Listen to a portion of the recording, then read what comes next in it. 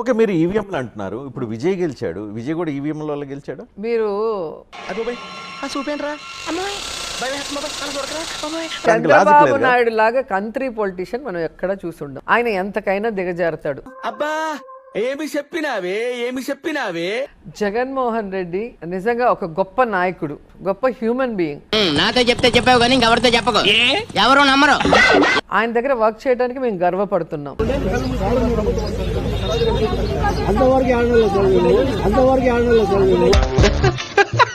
సాక్షాత్ ఒక ఆడబిడ్డ రోడ్డు మీదకి వచ్చి నాకు సాయం చేయన్నా అని అడిగితే 3 ఏళ్ళు కళ్ళు మూసుకుంటాడు. బుద్ధి ఉంది అనకూడదు కానీ అసలు సిగ్గుండాలా.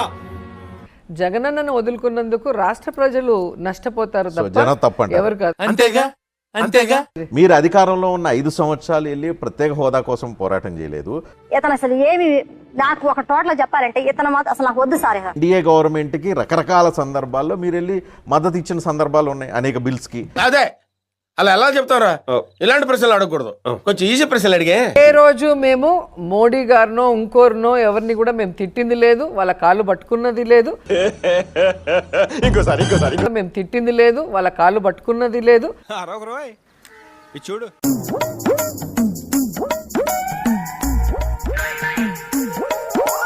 నువ్వు వేసే యాశాలకి చేసే పనులకైనా సంబంధం ఉందేంట్రా? అసలు లేదు సార్, మా అమ్మ కూడా అదే అంటది. కానీ నాకు అర్థం కాదు, మీ పార్టీ ఎజెండా ఏంటి? తెల్లారు లెగిస్తే లోకేష్ ని, చంద్రబాబుని, పవన్ కళ్యాణ్ తిట్టడమేనా? అది నా బలహీనత.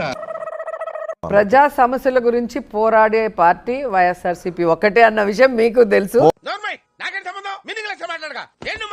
పోరాటాలు తక్కువ, కొట్లాట్లు, తిట్లు, నాయకత్వం అంటే మీ ప్రత్యర్థుల్ని తిట్టడం ఎక్కువ. అందులో తప్పే ఉంది, అది ఆర్ట్. మీరు ఒకసారి టీవీలు చూడట్లేదు అనుకుంటున్నా.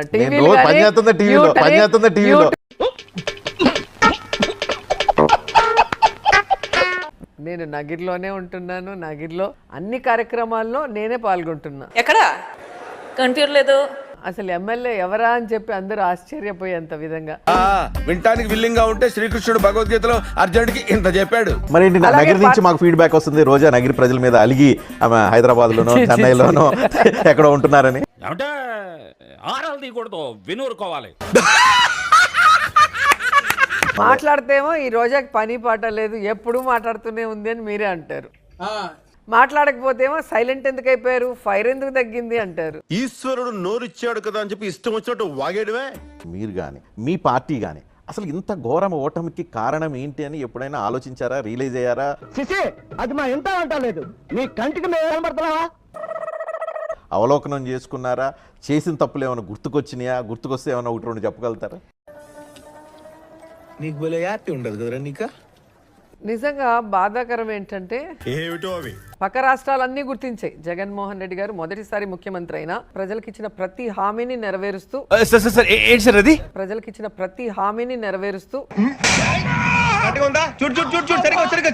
మన ప్రభుత్వంలో పూర్తిగా మద్యాన్ని నిషేధిస్తాం. నా సిపిఎస్ మనం అధికారంలోకి వచ్చిన వారంలో చేపించేస్తానన్నా.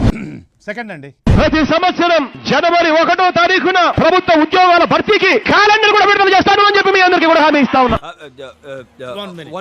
జగన్ మీకు బాగా నచ్చే అంశం, చాలా ఆనెస్ట్ గా ఉంటాడు, అబద్ధం చెప్పలేడు. కానీ ఈ రాష్ట్రంలో ప్రజలకి అర్థం కాక ఓడిపోయామా, లేదా ఈవీఎం మిషన్లు వీళ్ళు మేనేజ్ చేసి ఓడిపోయామా? 151 వచ్చినప్పుడు మీరు ఈవీఎం అని చెప్పుకోవచ్చు కదా.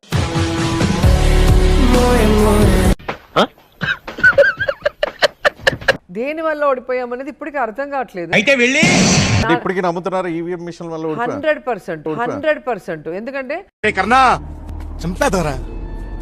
వీళ్ళంతా మారరా? అన్నం ఉడికిందా లేదా అని అన్నం మొత్తం చూడడం అవసరం లేదు, ఒక మెతుకు చూస్తే చాలంటారు. 10 ఏళ్ల నుంచి ఉడుకుతూనే ఉన్నాను, నా మెతుకు పట్టుకోవాలనిపించలేదా? నేను నా నియోజకవర్గం వరకు మాట్లాడతాను. అసలు ప్రజలతో సంబంధం లేని వ్యక్తి, చాలా మందికి ఎమ్మెల్యే ఇతనా అనేది కూడా తెలియని వ్యక్తి. 45,000తో గెలిచాడంటే ఎలా నమ్ముతాం మనం, చెప్పండి. దాన్ని బట్టి అర్థం కావట్లేదు రోజా మీద ప్రజల్లో ఎంత వ్యతిరేకత ఉంది.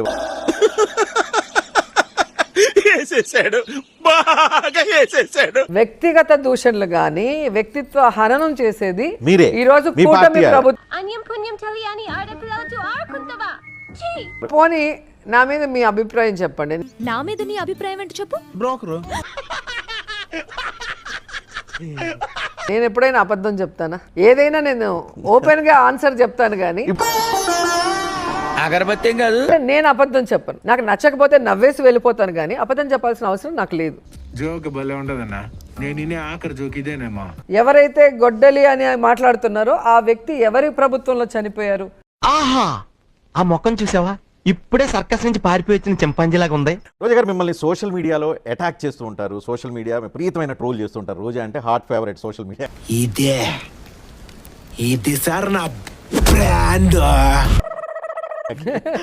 సో ఈ ట్రోలింగ్ చూసినప్పుడు మీకు ఏమనిపిస్తుంది? కాయలున్న చెట్టుకి రాళ్ళ దెబ్బలు అనిపిస్తుంది. ఒకసారి పేసి స్మైలీ నీ నోట నా చొట్టెట్ట. సింపుల్ గా తీసుకుంటారా? పెయిన్ అనిపించదా, బాధ అనిపించదా? అది ఒకప్పుడు అనిపించేది, ఇప్పుడు వాళ్ళని చూసి సిల్లీ గాయ్స్. ఈ మాత్రం హింట్ ఇస్తే చాలు చెలరేగిపోతారు. సోషల్ మీడియా చూస్తూ నేను ఉంటారా? అసలు ఏం చెప్పాలనుకుంటాను అది చెప్పి పడేస్తా, గానీ దాని తర్వాత ఎవడేం మాట్లాడుతున్నాడో అస్సలు పట్టించుకోను. ఆడపిల్లైనా ఆవిడికి ధైర్యం ఎక్కువ అండి. నిజం చెప్పు. బాగా పొగరండి. ట్విట్టర్ చూడటం అందుకే కానీ, నేను ఇంత హ్యాపీగా ఉంటాను, ఇలా గ్లామర్ మెయింటైన్ చేస్తాను. ఏంటి సార్ అది? అందుకే నేను ఇంత హ్యాపీగా ఉంటాను, ఇలా గ్లామర్ మెయింటైన్ చేస్తాను, ఇలా గ్లామర్ మెయింటైన్ చేస్తాను. ఏదో ఒకసారి ఫేస్ తరంగించుకో.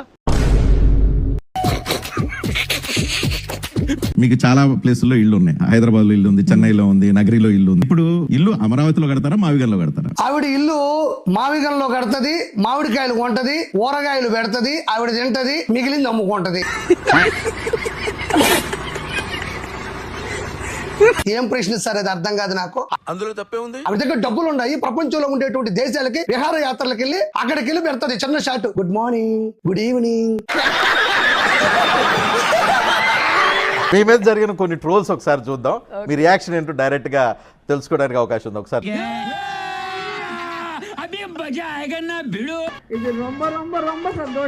డిఎంకేకి సపోర్ట్ చేశారు అనేది ట్రోల్ వీడియో. మాట గాని, ప్రజలకు ఇచ్చిన వాగ్దానాలు గాని, మీటింగ్స్ లో మాట్లాడే విధానం గాని, ఏంటది? విజయ్ జగన్ గారిని ఫాలో అయ్యారనేది స్పష్టంగా తెలుస్తుంది. మీ బతుకులు చెడా, ఇయో బతుకులా. ఈరోజు విజయ్ ని ముఖ్యమంత్రిగా కావాలని కోరుకున్నారు అంటే జగన్ గారిని కూడా వాళ్ళు ఆశీర్వదించినట్టే లెక్క. ఇంతకాడికి వచ్చే పోయే నలుగురు దగ్గర ఒంటెలు తాగినా బెటర్ కదా. డిఎంకే ఓడిపోయింది, మీరు వెళ్ళి ప్రచారం చేశారు అని కొట్టించుకుని నవ్వుతావేంట్రా? మీరు మాట్లాడిన తర్వాత అవి ఎలా మారుతున్నాయి అనేది మీకు ఇంకో వీడియో చూపిస్తాను. హోంమంత్రి అనిత, ఆమె హోంమంత్రి లేకపోతే ఆటలు ఆడుతుంది, డాన్స్లు వేస్తుంది, అది ఇదని ఎక్కడో కామెంట్ చేశారు. అవన్నీ మీరు చేశారు అన్నానికి మీరు మాట్లాడింది పెట్టి ఆ ట్రోల్ చేశారు. ఒకసారి చూపించండి, రియాక్షన్ విందాం. చూడండి ఆటలాడుతుంది,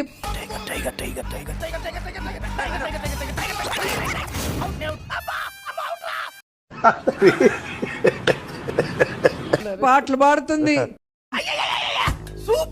నా మొగుడే బ్రహ్మచారికి నేమో కన్యాకుమారి. 3 ఏళ్ల కిందట మూడొచ్చేసి ముదిరి బెండకాయని చూసి మూడొచ్చి. విన్న నీకే ఇంత షాకింగ్ గా ఉంటే చూసి నా పరిస్థితి ఏంటి భయ్యా? డాన్స్ వేస్తుంది.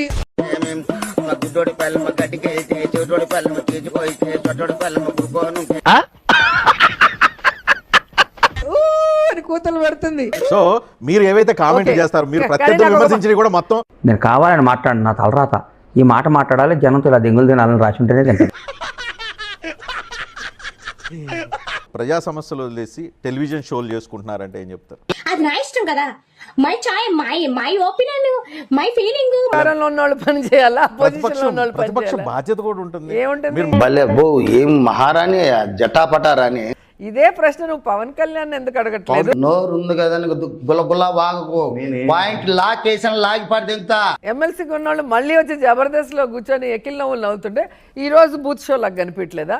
నీ గురించి విన్నాను, కొంచెం కొవ్వు ఎక్కువని, కానీ ఇప్పుడు చూశాను కొంచెం కాదు చాలా ఎక్కువ. ఇల్లు కట్టాలా? ఇల్లు కడితే మీరు ఇల్లు కట్టుకోవాలి అని అనుకుంటే అమరావతిలో నేను అంత రిచ్ కాదండి, నేను రెంట్కి తీసుకొని ఉంటాను. Flash back. మీరు మంత్రి అవగానే బెంజ్ కారు కొన్నారు. నేను ఎప్పుడు కొన్నాను? నా కొడుకు టీనేజ్కి వచ్చిన తర్వాత వాడి ఆశ కోసం, వాడి బర్త్డేకి వాడు అడిగితే వాడి కోసం కొన్నా. అమరావతిలో ఇల్లు నేను అంత కడతారా? రిచ్ కాదండి, నేను రెంట్కి తీసుకొని ఉంటాను. వాడి బర్త్డేకి వాడు అడిగితే వాడి కోసం కొన్నా. చాలా గొప్ప పని చేశావు. వైఎస్ఆర్సీపీ మీద ఎంత వ్యతిరేకత ఉంది కాబట్టి అన్ని వేల ఓట్ల మెజార్టీ మీరు అది కోల్పోయారని ఏసీ ఎందుకు రూమ్లో అనుకోవట్లేదు? కూర్చుని మీ ఇలాంటి వాళ్ళకి అలా అనిపిస్తుందేమో కానీ ఈ పంచింగ్ పలక్నామాకే పంచా